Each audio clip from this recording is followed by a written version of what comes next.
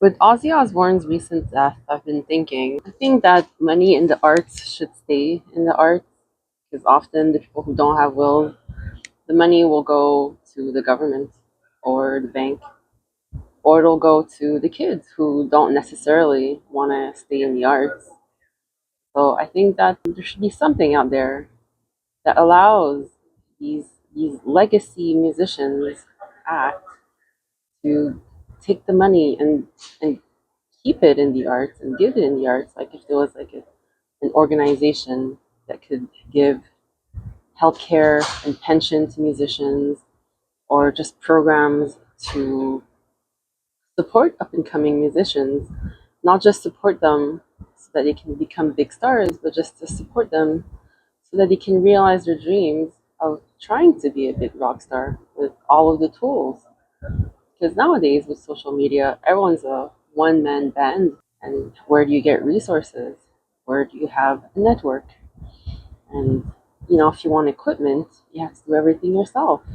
You don't have a team, and I just feel like with all of these legacy acts passing away, they could always take just 1% of of their estate and give it to people who are in need, because otherwise, where does it go? I understand that while people are alive, it's an ego contest. They want to be the richest person, they want to be number one, and it's like, sure, while you're alive, accumulate the wealth, but then when you're dead, do you need all that money? So for example, people like Beyonce or Taylor Swift have millions and millions and millions of money.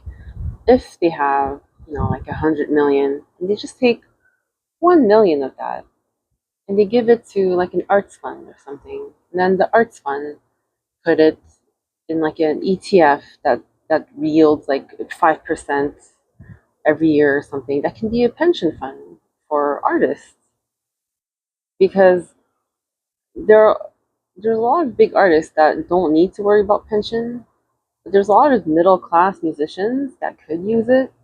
Like during the pandemic, people lost their job. It could just be kind of like a system where people put in the money, and if they need it, we'll just give it back to them. So, it could be that, you had a good, fruitful musician career, and you get big donation of like $40,000 because you could afford it at the time. And then when you need it, we give it back to you. It's not a loan. We just literally give you back the money because we kept it for 10 years. We made some interest on it. We keep the interest, and then the money we can give it back to you. So I just feel like there could be some kind of a system like that out there, or am I dreaming? And in this case, I'm just talking about musicians because, that's what I'm trying to become. But I'm wondering, it could be the same thing for painters, dancers, dancers who risk their whole entire lives for to give us dancing, and they have to retire young because the body gets old. When they injure themselves, they're kind of stuck. And at some point, if I think arts fund, it could also be just like a fund for self-employed people. Because if we put all the self-employed people together, we can get healthcare for everyone that way. It's going to be cheap. And no, at this point, it could also be international. It doesn't have to be just Canada because I'm here, or just the US because that's where most of the big stars are. We could pool it together and do like an international thing and just have like a headquarter in every continent. And that way, everyone's needs are met, and we can actually do what we want in life and pursue things that make us happy without worrying about being broke, homeless. For example, I've been saving a lot in my life. I have a condo. I don't have kids. My sister doesn't have kids. Where does it go when I die? And that's how I got to this, you know.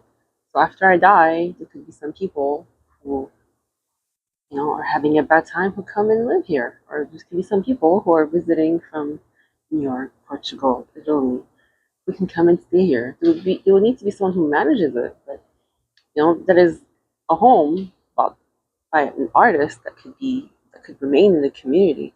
What do you guys think?